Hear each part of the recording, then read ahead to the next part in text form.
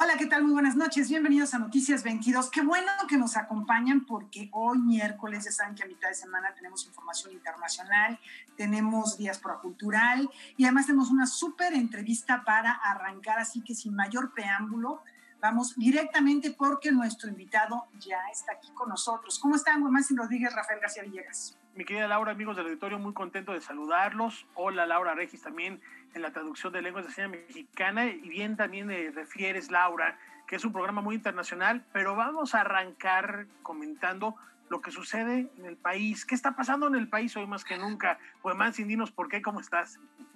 ¿Qué tal, Rafael? ¿Qué tal, Laura? ¿Qué tal, amigos de Noticias 22? Y cuando nos referimos al país, no solamente hablamos de México, hablamos de esta publicación. A partir de hoy, el periódico El País lanza una nueva edición en la cobertura periodística en México, con la que nos convierte en el segundo cuerpo de redacción más grande después de Madrid. Y para hablar sobre este nuevo proyecto, tenemos un enlace con Luis Pablo Bodegar, viejo conocido, alguna vez pasó por Canal 22, quien es periodista y redactor precisamente de este espacio de información El País. Luis Pablo, ¿qué tal? ¿Cómo estás? ¿Qué día, no? ¿Qué tal, Wemansin, Laura, Rafa? Pues mucho gusto estar con ustedes aquí en el Canal 22. Vaya día, pero también vaya mes, vaya semana, vaya año, ¿no? Es decir, hoy hace rato estábamos platicando con compañeros en la redacción de algún evento que pasó en enero y pensaba yo que había sucedido hace 3 años ese hecho, ¿no?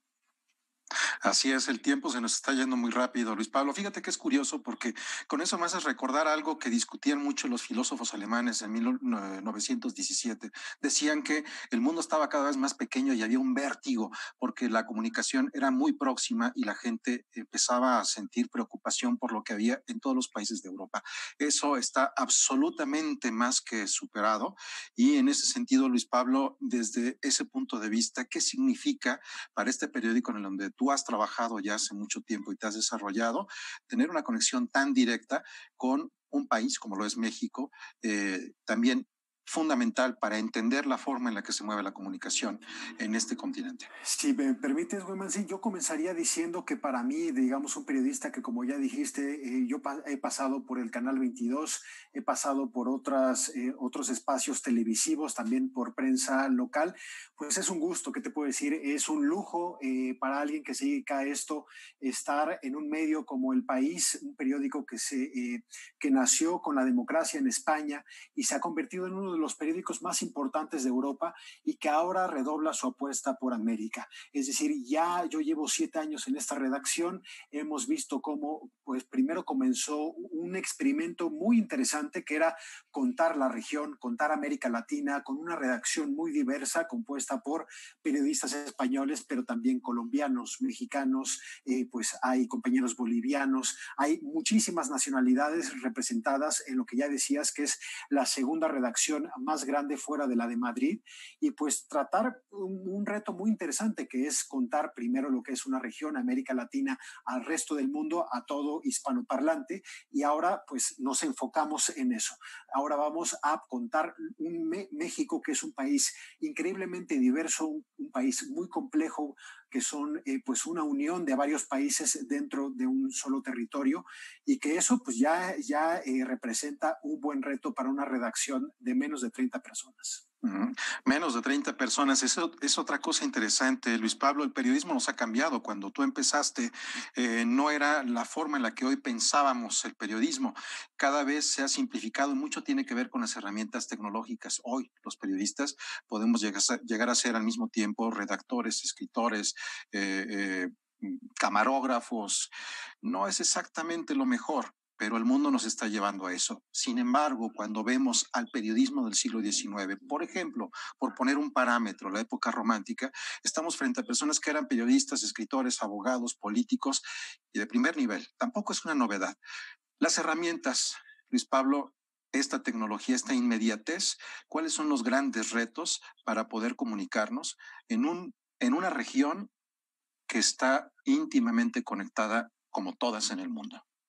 Pues yo creo que es un reto mayúsculo porque obviamente tenemos que reaccionar con muchísima rapidez a los hechos, pero no solo eso, sino yo creo que si vemos un poco en el ecosistema noticioso que existe, hay muchísima rapidez, pero luego hay muy poca profundidad. Yo creo que lo que es muy importante es lograr que un lector entienda una noticia, entienda la dinámica con una sola, digamos, lectura. No tenemos tiempo para estar buscando, digamos, 3 o 4 versiones de un mismo hecho, sino que acudan, respetando el tiempo de los lectores, acudan a un solo lugar, que esperemos que sea el país México, y que en una sola pieza puedan entender qué son los hechos, qué llevó a estos hechos y qué se puede esperar de estos hechos en un futuro pues próximo, ¿no? Una última pregunta, Luis Pablo, ya estamos en tiempo. La tecnología nos lleva a esta inmediatez. Yo prefiero lo escrito. En lo escrito hay una posibilidad de que la información pase dentro de nosotros y entonces podamos comunicar esa reflexión. Y en la inmediatez, como lo has comentado, hay mucha basura. El 70% de la información que hay en redes, que hay en Internet, es información falsa. ¿De qué manera el periodismo, y en este caso el que tú estás haciendo desde el país en esta apuesta en México, también está considerando estas variables? Yo creo que lo que van a encontrar un poco son pues las grandes plumas, que son plumas que llevan al pensamiento.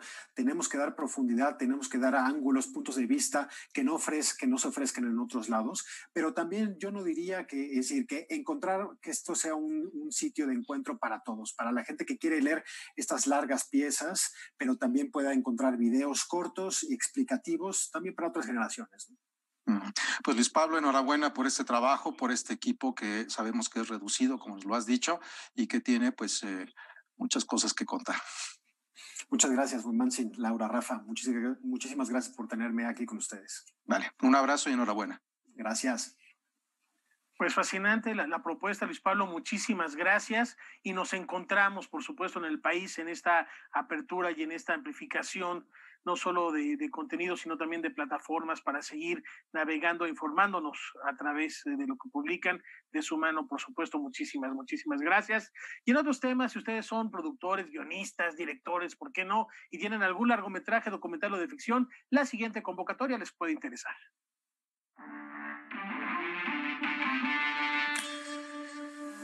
Por segunda ocasión regresa Mestizo Lab, un encuentro de coproducción audiovisual de España y México que busca promover proyectos realizados entre ambas naciones. Pensando en el futuro común, es el lema bajo el cual este foro presenta la convocatoria para directores, productores y guionistas que deseen participar en el encuentro en las categorías de largometraje, documental o largometraje de ficción. Tenemos 2 convocatorias abiertas en este momento. Una se refiere a producciones terminadas, y con esto nos estamos refiriendo a series, a películas, a materiales transmedia, contenido que está preparado para ser publicado en medios digitales. Y las propuestas que estamos recibiendo, la verdad es que no tienen muchas condiciones porque las aceptamos de todos los tipos, formas y tamaños. Lo que sí recomendamos, y es lo que estamos buscando tenazmente, es que vinculen a México y España. Si la situación sanitaria lo permite, del 15 al 17 de septiembre se llevará a cabo este foro de manera presencial en la Casa de México, en España, donde se presentarán los trabajos seleccionados y habrá un programa de conferencias magistrales impartidas por los representantes de la escena audiovisual de ambos países, así como conversatorios enfocados a temas de actualidad. La migración galega. Sin duda lo que encontramos es un nicho, porque son 2 países que son los más potentes en materia de producción audiovisual en la región iberoamericana. México y España están a la cabeza, tanto en número como te podría decir en calidad de todas las producciones que se hacen. Entonces lo que estamos buscando nosotros es ser unos facilitadores para que se sigan generando todos estos contenidos. La convocatoria para Mestizo Lab permanecerá abierta a propuestas en desarrollo y producciones finalizadas hasta el 31 de julio, y las bases pueden consultarse en la página oficial del foro. Noticias 22, Karen Rivera. Bueno, esto que acabamos de escuchar es algo que está en marcha, así que presenten sus proyectos o díganle a algún amigo, alguna persona de la familia que tenga algún proyecto cinematográfico, un proyecto como los que se mencionan interesante. Y hay otra convocatoria que esa sí ya se cerró y ya se dieron a conocer a los ganadores del concurso Miradas Artísticas sobre la Pandemia. Aquí les avisamos cuando se abrió, en fin, todo. Ahora ya tenemos a los triunfadores. El tema fue de la paranoia a la solidaridad. Es un encuentro en el que salió a relucir la creatividad mexicana desde el confinamiento. Vamos a conocer los detalles. La UNAM, a través del Programa Universitario de Estudios sobre Democracia, Justicia y Sociedad, dio a conocer a los ganadores de las 7 categorías del concurso Miradas Artísticas sobre la Pandemia, de la paranoia a la solidaridad, convocatoria que invitó a la sociedad mexicana a imprimir su creatividad desde el confinamiento para vencer el miedo y construir esperanza. En la rama de fotografía, el primer lugar lo obtuvo la imagen Volar desde adentro, de Surizadi González, y el segundo, Paseo de la Reforma en cuarentena, de Patricio Oseguera. En general, lo que hubo fue participación de gente amateur, digamos, con mucho talento, con muchas ganas de expresarse y con mucha energía creativa, ¿no? Los creadores de la obra tratan de contrastar la frialdad de lo que es estar encerrado con todo lo que la creatividad humana puede desbordar, incluso en una situación depresiva. En la categoría de poesía, el primer lugar fue para Encuentro y Retorno, de Vladimir Tapia. En cuento, el ganador fue La Espera, de Ángela Sánchez Camacho. En la rama de crónica se reconoció a Los duelos de la pandemia, de Rosario Pinelo. En ensayo, el ganador fue Diego Alonso Sánchez por su texto Remedios para la soledad. En la categoría de ilustración, el primer lugar se otorgó a la imagen Milagrito Mexicano, la solidaridad, de Karen Fernández. Estos trabajos de este concurso, yo lo vería más bien como una invitación a hacer algo igual. Estás encerrado y estás fastidiado, ya no puedes más. Bueno, pues sabes que esta es una invitación para desahogar creativamente todo lo que sientes, todo lo que piensas, para enseñar lo que estás aprendiendo, porque mucha gente está aprendiendo cosas en este periodo. Tanto tiempo sintiéndonos dueños de todo y hoy. Del 30 de marzo al 30 de abril se recibieron cerca de 674 trabajos y el 64% de ellos fue hecho por mujeres. El jurado estuvo integrado por investigadores y expertos en la materia, como el director de Divulgación de las Humanidades de la UNAM, Ángel Figueroa, el director de la revista de fotografía Cuarto Oscuro, Pedro Valtierra, y el director de TV UNAM, Iván Trujillo. El primer lugar de cada categoría recibirá 5,000 pesos, el segundo 3,000 y el tercero 2,000. Noticias 22, Karen Rivera. Pues sigamos con el desahogo. Qué mejor manera de hacerlo a través de las manifestaciones artísticas y culturales. Una pausa, ya volvemos.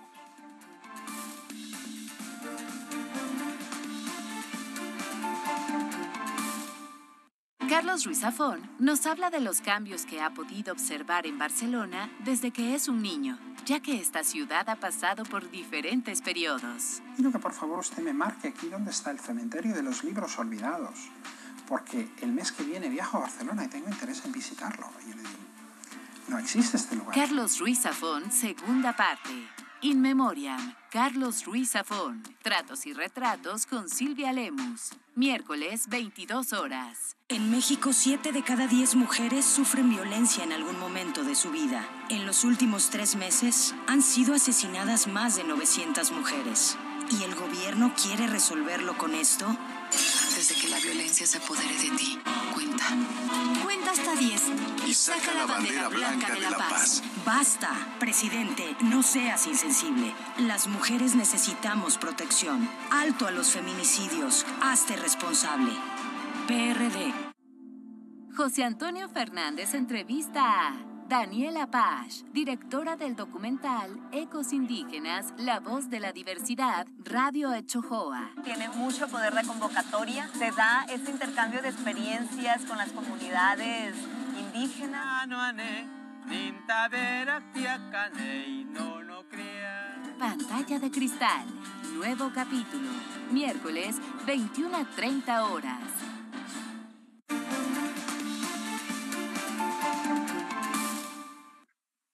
Continuamos aquí en Noticias 22. Emilio Sánchez Mediavilla, quien es corresponsal, periodista, exhabitante de Bahrein, en Medio Oriente, comparte con nuestra corresponsal en España, Francina Islas, el trabajo que hay detrás de las páginas de Una dacha en el Golfo, un libro en el que retrata la vida de un periodista en un país con poca libertad de expresión. Todoterrenos de lujos, viejos coches japoneses y algún carro tirado por burros. Se encontraba ya con las maletas listas para viajar a México a dar a conocer Una dacha en el Golfo en la Feria del Libro de Monterrey cuando se desató la crisis por la pandemia del COVID-19.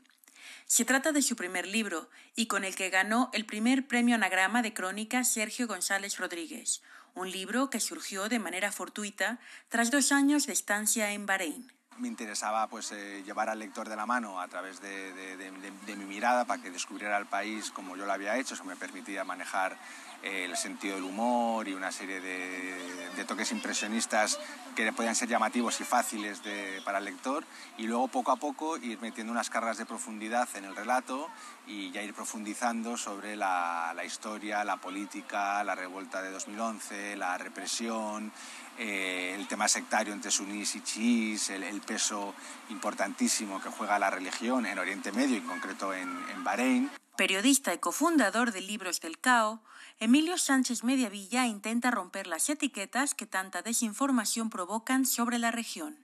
Pues logré rascar testimonios y frases muy reveladoras que creo que sirven para que un lector occidental, cuando piense en Oriente Medio, piense en un chií, en un suní, piense en algo más que en una etiqueta religiosa, o piense en Irán, en Arabia Saudí o en guerra. Son etiquetas que pueden ser tan vagas y que pueden decir tan poco como puede ser decir cristiano en Europa. Conocedor de la obra de Sergio González Rodríguez desde la publicación de Huesos en el Desierto, Emilio Sánchez Mediavilla reconoce el papel del autor de Los 43 de Iguala como fundamental para la crónica en habla hispana. Sí que te deslumbra y es de los autores que te enseñan otras formas de acercarte a la crónica, y creo que en cierta manera también fue bastante pionero, porque muchos de sus títulos ya son bastante viejos, digamos. Así como en los últimos 10, 15 años se habla, a veces con demasiado optimismo, ¿no?, del boom de la crónica en Latinoamérica y en España, y el boom de los cronistas. Ahora empieza a haber instituciones, hay premios, la propia palabra se ha metido más en el lenguaje coloquial de los periodistas, pero creo que Sergio es de las plumas que abre ese camino por el cual luego hemos transitado todas las generaciones posteriores. Y luego, en su caso, además, por la propia valentía, los temas que ha cubierto, que además implican un riesgo. Por ahora, la única promoción que se ha podido hacer de Una dacha en el Golfo ha sido en el espacio virtual. Para Canal 22, desde Madrid, España, Francina Islas, corresponsal. Al mediodía aparecían los puestos de verdura en las rotondas diminutas de la gente.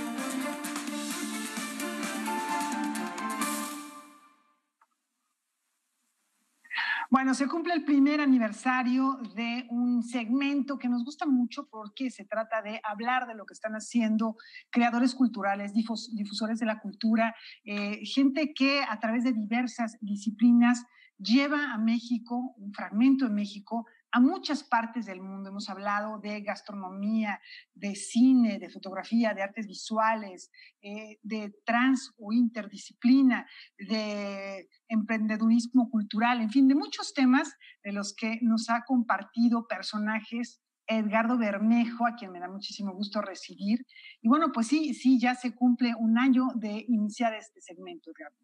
Sí, gracias Laura, gracias compañeros. En efecto, son ya 52 entregas de este paseo cotidiano por las vidas profesionales de los representantes de nuestra diáspora cultural.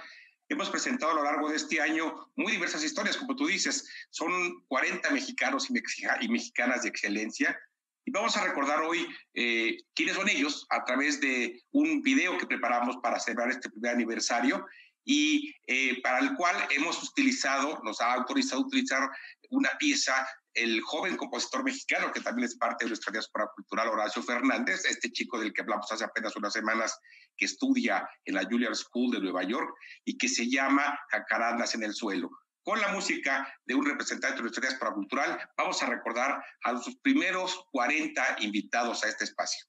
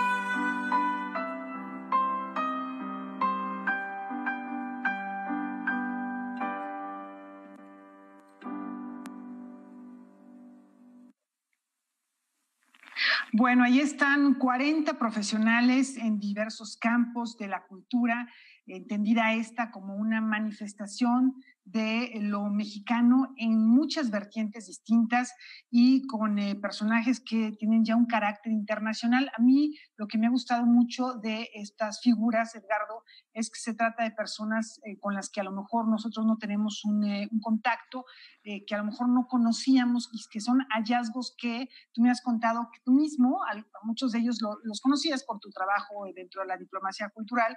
Sin embargo, hay otros que también para ti han sido un hallazgo. Sí, y hay muchos más. Estamos hablando de 40 personas en un mundo donde probablemente, en un mundo, decía yo, donde probablemente hay cientos de mexicanos reinventando lo mexicano fuera de nuestras fronteras.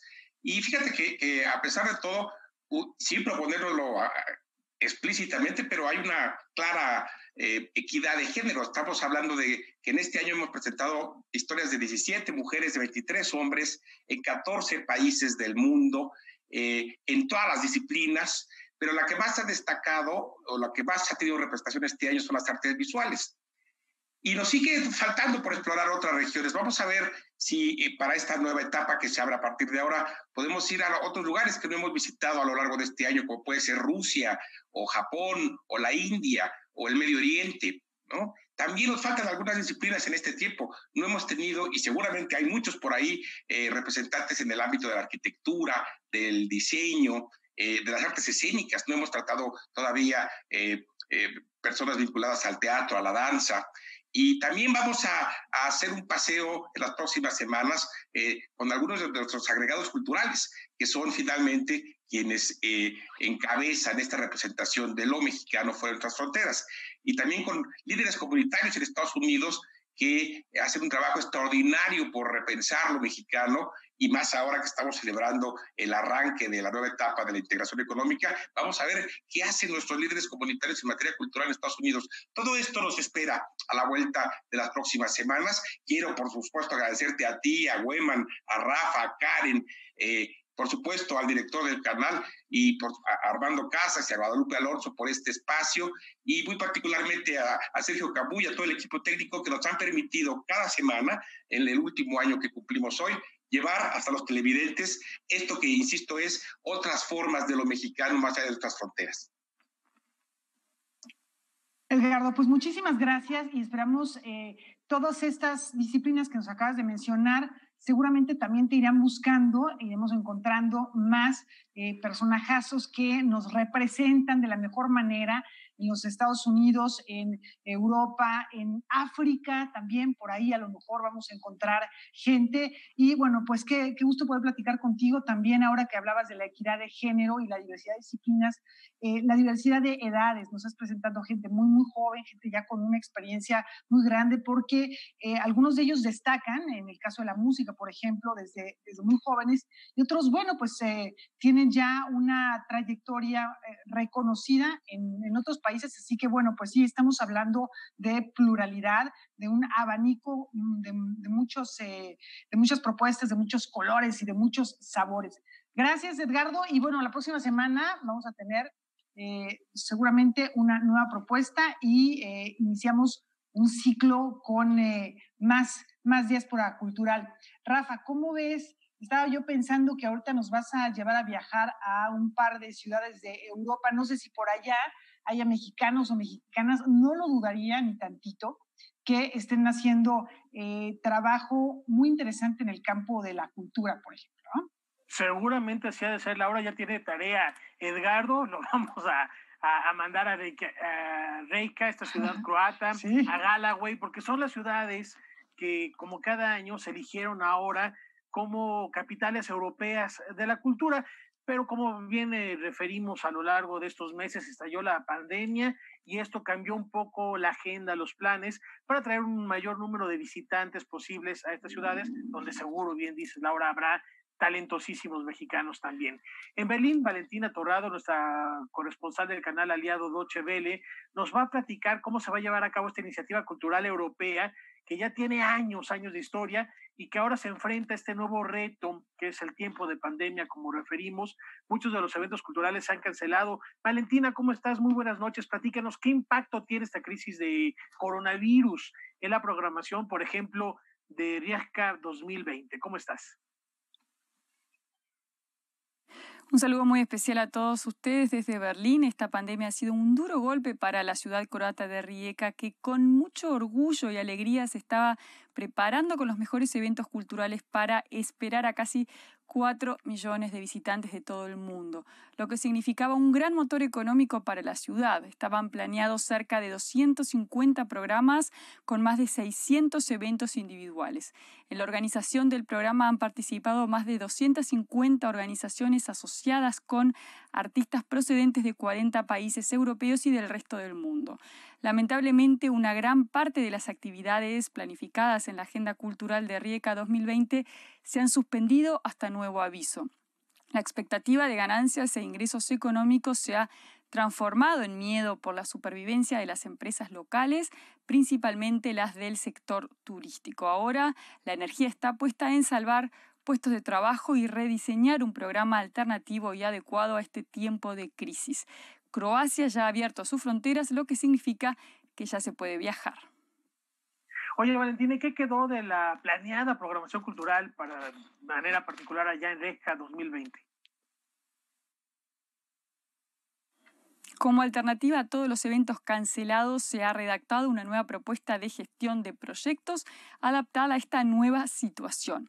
Por el momento, el reducido programa cultural ha decidido mantener algunas de las intervenciones artísticas planeadas, así como exposiciones en museos. Muchos eventos que estaban diseñados para espacios cerrados han optado por los espacios abiertos. Ópera y danza en modo open air. Algunos eventos literarios se han volcado a la modalidad online.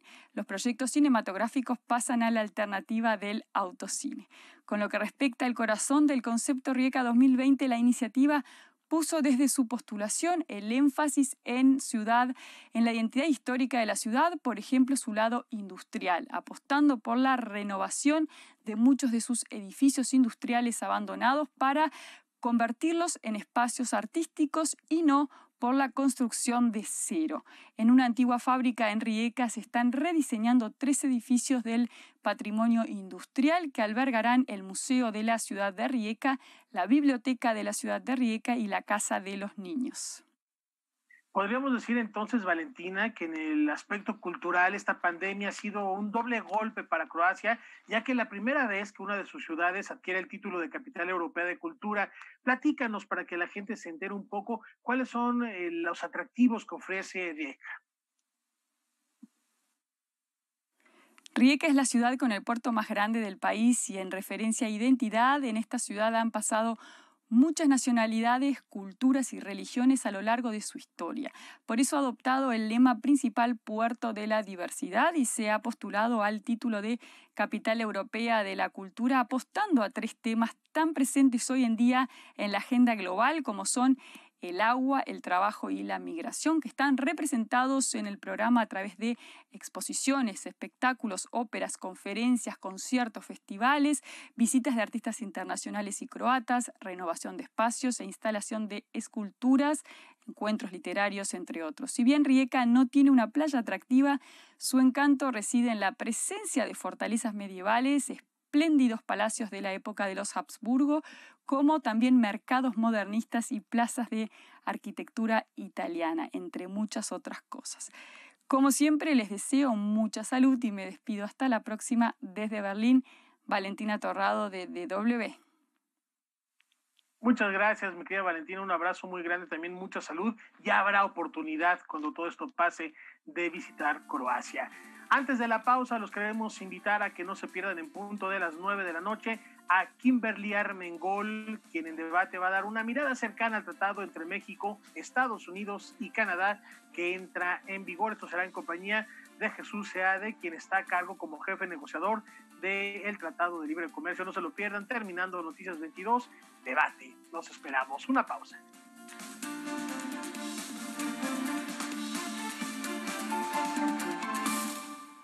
Carlos Ruiz Zafón nos habla de los cambios que ha podido observar en Barcelona desde que es un niño, ya que esta ciudad ha pasado por diferentes periodos. Quiero que por favor usted me marque aquí dónde está el cementerio de los libros olvidados, porque el mes que viene viajo a Barcelona y tengo interés en visitarlo. Y yo le digo, no existe este lugar. Carlos Ruiz Zafón, segunda parte.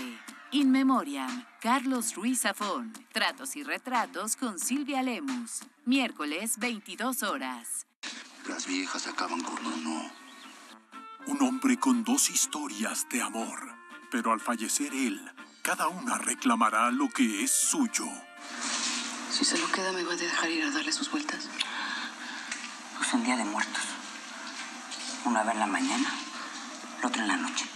¿Llegarán a un acuerdo?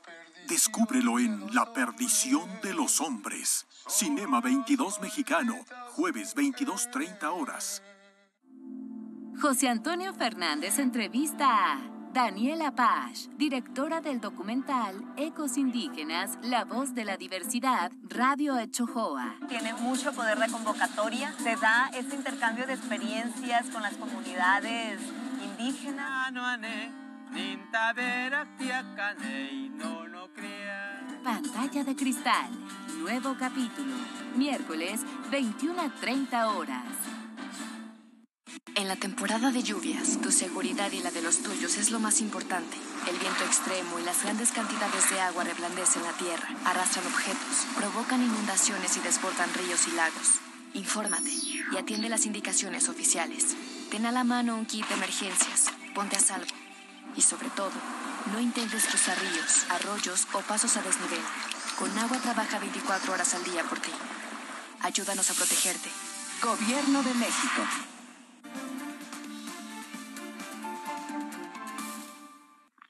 Continuamos aquí en Noticias 22 con una noticia verdaderamente emocionante, porque se han dado a conocer los invitados que van a formar parte del jurado para los premios Oscar 2021, y en esta lista destacan grandes figuras de la industria cinematográfica nacional.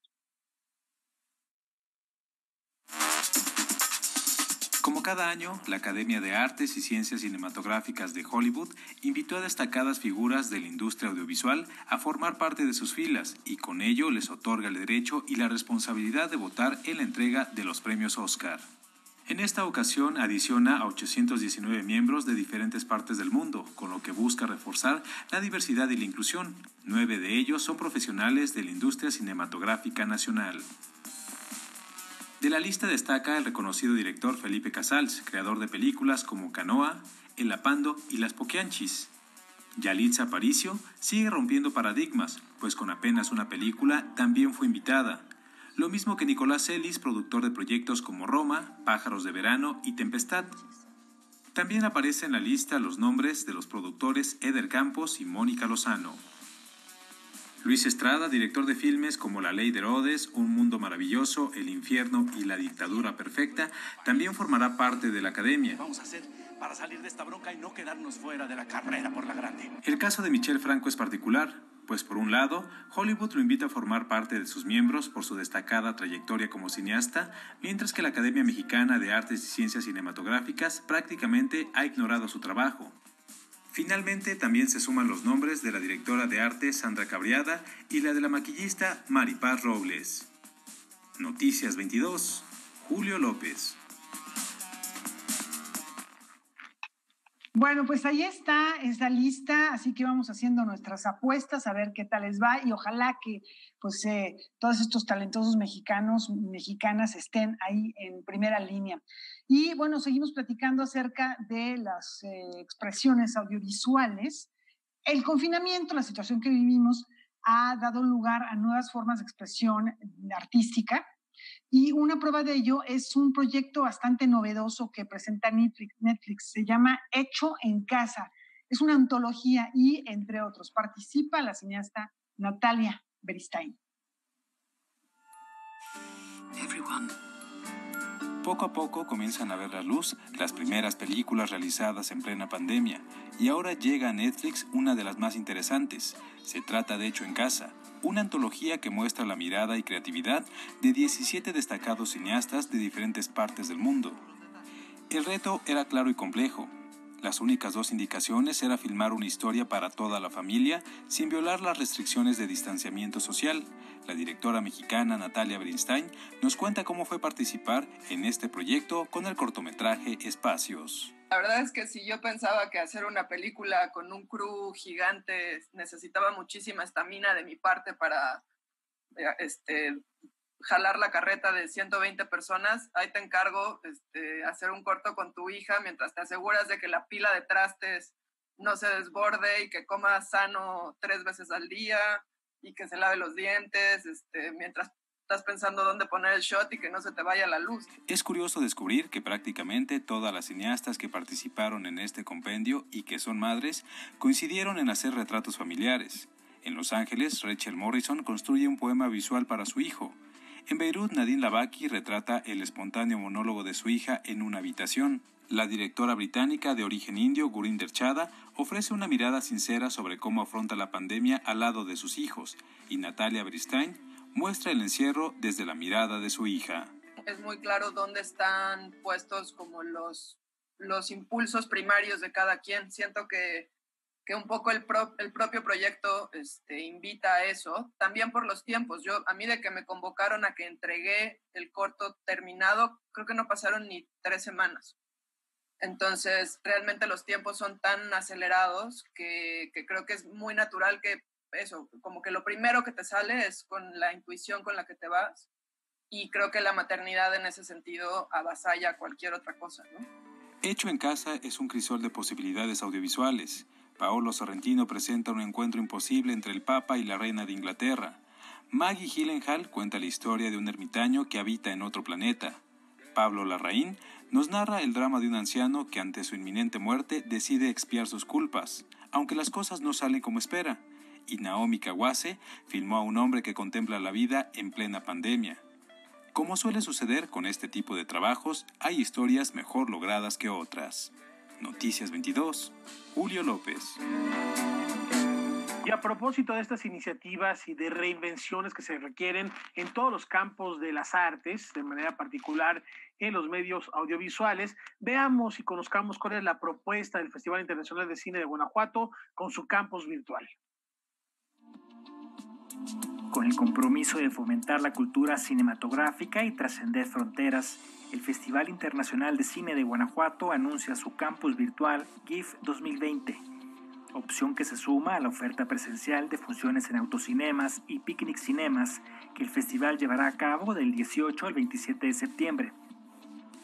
Con toda la complicación de poder hacer eventos presenciales, de poder volar invitados a México, de poder estar en grupos de trabajo, revisando material fílmica o proyectos fílmicos en desarrollo, dijimos, vamos a mudarnos a este espacio para las actividades de industria, para pitching de proyectos, para coproducción, para el encuentro del Salón de la Crítica, los encuentros de críticos con cineastas, conferencias magistrales, algunos invitados internacionales que por edad o por salud o por las condiciones de sus países o nuestro, porque tampoco sabemos cómo va a estar en septiembre, pudieran estar en este espacio.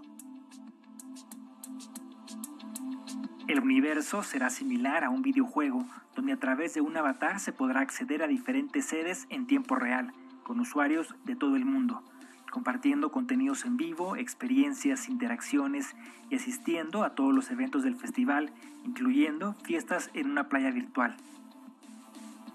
En este espacio haces tu avatar, llegas como tu avatar, te recibas tu gafete de GIF, aunque el público en general también puede participar, y caminas por el campus. Tenemos un espacio para industria, para encuentro de profesionales con proyectos en desarrollo. Tenemos 2 auditorios grandes para las diferentes actividades y con todos que estamos ahí puedes platicar. Entonces puedes hacer networking en la playa o durante el día o en el café. Los vas a encontrar la gente como encuentras la gente en el festival. Aunque el programa oficial del festival aún no se publica, de acuerdo con su directora Sarah Hodge, este formato virtual facilitará la participación de invitados internacionales al festival. Pues sí, estamos invitando festivales grandes con invitados de su país como productores que podían coproducir con México. Entonces ya hablamos con Rotterdam, ya hablamos con Nueva Zelanda, ya estamos en pláticas con Cannes, que todos son nuestros partners y estamos buscando que ellos están presentes. Y para ellos es mucho más fácil, obvio, que tener que tomar una semana o 2 y volar a México y a veces su agenda no la permite. Sabemos que invitados que a lo mejor no, sin el COVID, que no iban a poder venir, lo más probable es que ahora sí puedan asistir en ese espacio virtual. A los participantes del campus virtual se les ofrecerán las herramientas y guías necesarias para la participación, interactividad y comunicación durante el evento. Noticias 22, Omar Vera. Antes de la pausa les comentamos que los titulares de la Secretaría de Cultura, Alejandra Frausto, y de Turismo, Miguel Torruco, tuvieron una reunión es una reunión virtual la que sostuvieron para platicar acerca de cómo será el regreso de los visitantes a los espacios de cultura, algo importante para estas 2 dependencias de nuestro país. Por ejemplo, se habló del Centro Cultural del Bosque, de la plataforma Visit México, y bueno, desde luego todo será con las medidas que propone y que supervisa la Secretaría de Salud, que certificará el cumplimiento de la normatividad sanitaria. Vamos a la pausa.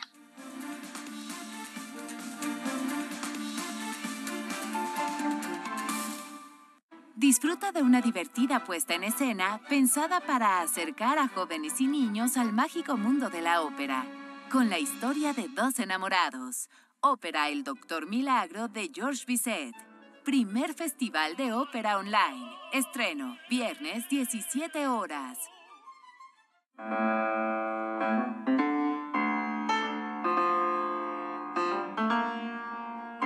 Este sábado disfruta de la presentación del pianista clásico italiano Carlo Grante.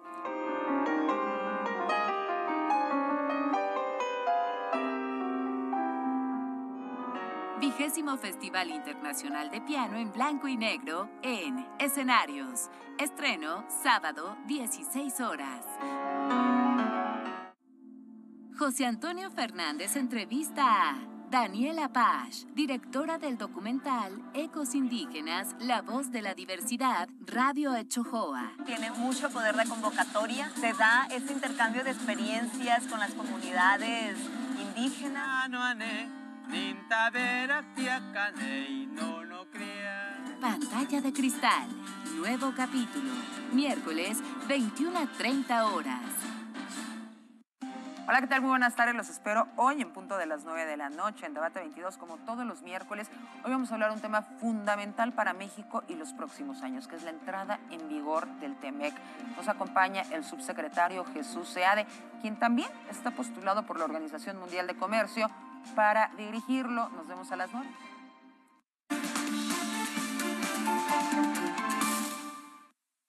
Continuamos en Noticias 22.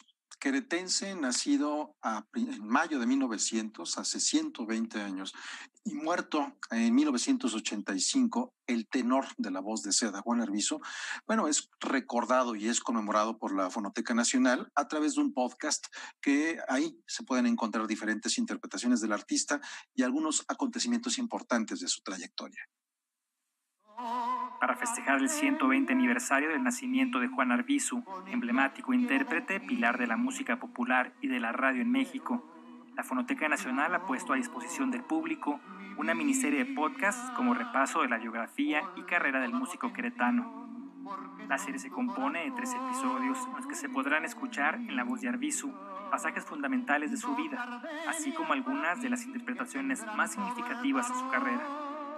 Vamos a poderlo escuchar, a él contar algunas cosas de su vida.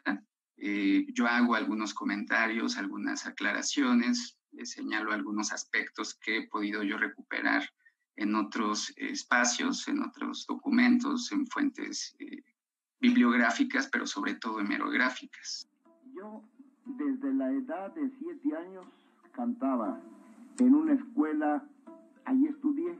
En la serie destaca una entrevista que el productor de radio Héctor Madera Ferrón hace a Arvizu en un programa especial de la XCW, grabación que forma parte de la colección de Televisa Radio que resguarda la Casa de los Sonidos de México. Melódico, lo solfeaba yo muy bien.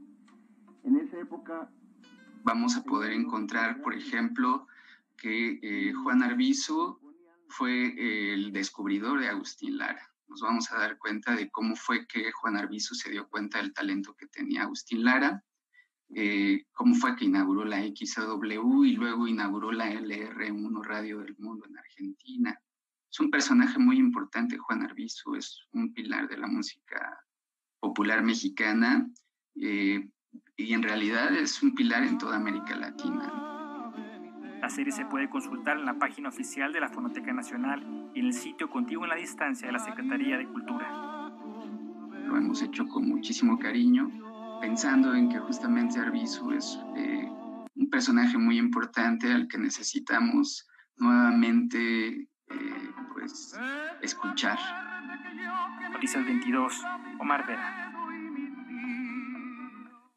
Y hoy entró en vigor el tratado entre México, Estados Unidos y Canadá, el TEMEC. ¿Cómo nos beneficia en este momento? ¿Qué significa? Porque también la pandemia traerá algo que hablar al respecto.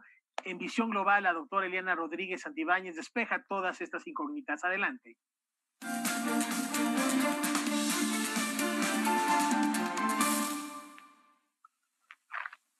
Bueno, pues buenas noches. Sí, son buenas noticias. Hay que hacer un balance. Siempre vamos a encontrar a los que se oponen al libre mercado, a los acuerdos comerciales, a los globalifóbicos, pero también a los simpatizantes de estos tipos de tratados comerciales.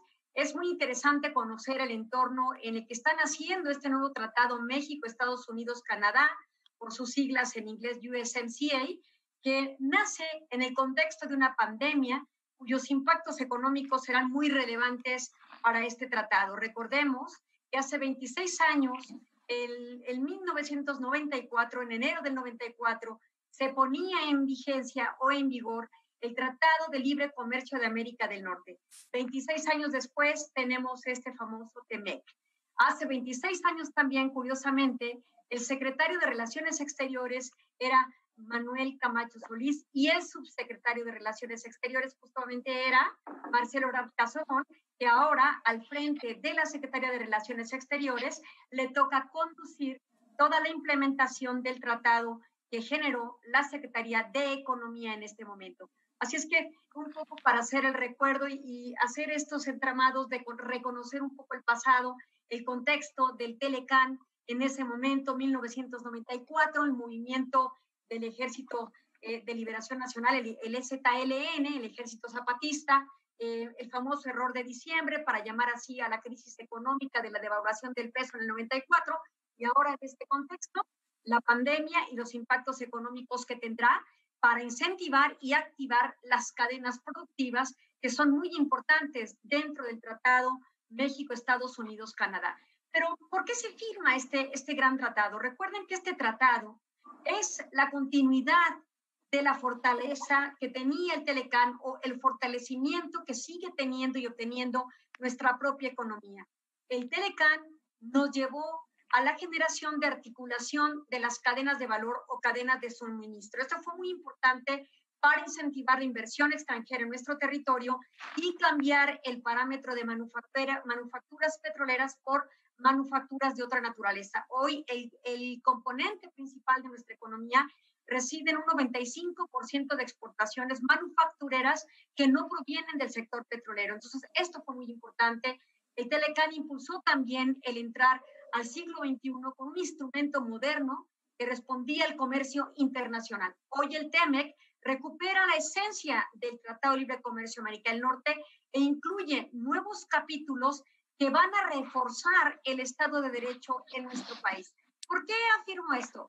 Porque hay un capítulo en particular, el capítulo laboral, que recoge el acuerdo de cooperación laboral con América del Norte, conocido por las siglas de ACLAN, donde se toman todos los principios de la Organización Internacional del Trabajo, nacidos en 1998. Estos principios se recuperan aquí, igual que los de 1986, y se vuelven obligatorios para los 3 estados partes del TEMEC. Este tipo de normativas en el sector laboral nos obligan al cumplimiento cabal y riguroso de nuestras leyes, pero leyes que también estarán siendo observadas en su implementación por observadores o inspectores externos de otras nacionalidades o pueden ser de la propia, que no entrarán a fábricas, pero que estarán al tanto de que se implementen las reformas en materia laboral. Esto es importante si consideramos que en el sector automotriz, donde hoy día se perciben salarios de hasta casi $5 la hora, tendrán que evolucionar progresivamente hasta alcanzar prácticamente $16 por hora. Entonces, el sector automotriz se va a dinamizar de una manera muy importante, pero también el tema es elevar las condiciones laborales de los empleados del sector automotriz con el propósito de que no exista la mano de obra barata y que desaliente a la industria automotriz de América del Norte y que migren hacia nuestro territorio y que si lo hagan sea bajo condiciones de equidad en los 3 territorios. Eso por citar un capítulo importante, pero otro capítulo también muy interesante es el capítulo que tiene que ver con el comercio digital.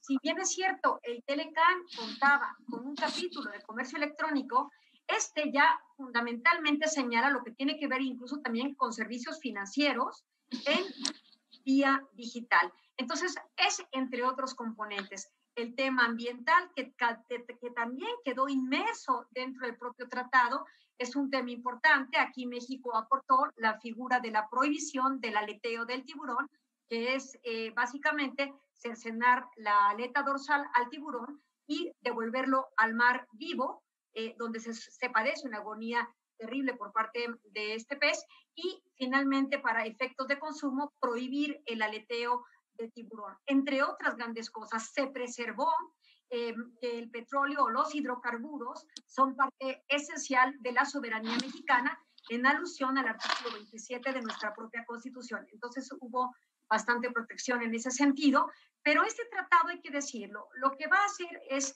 activar la posibilidad de inversión extranjera, pero también alentar al interior la economía para poder exportar con mayor asertividad o con mayor capacidad hacia Estados Unidos y Canadá. Se espera que exista mayor capacidad de generaciones de empleo y bueno, esto va a ser progresivo y estaremos al tanto de lo que pueda llegar a ocurrir. Con esto también justificaríamos la visita del mandatario a los Estados Unidos en aras de celebrar la vigencia de este tratado. Pues muchas gracias, Ileana. Una nueva página en la relación trilateral México, Estados Unidos y Canadá que habrá que seguir de cerca y, como bien refieres, traerá consecuencias y ha traído consecuencias que no solo tienen que ver con la economía, sino también con el medio ambiente, las relaciones internacionales fuera de estos tres países y, por supuesto, el vínculo y la vecindad que tenemos. Muchas gracias, Ileana. Y nos vamos, jóvenes, Laura Weman. Sí nos da tiempo, me dicen que sí, con música. Fantástico. 85 años del natalicio del armonicista, cantante y compositor de blues, James Cotton. Van a ver qué piezas seleccionamos para despedirnos. Muchas gracias. Buenas noches. Disfrútenlo.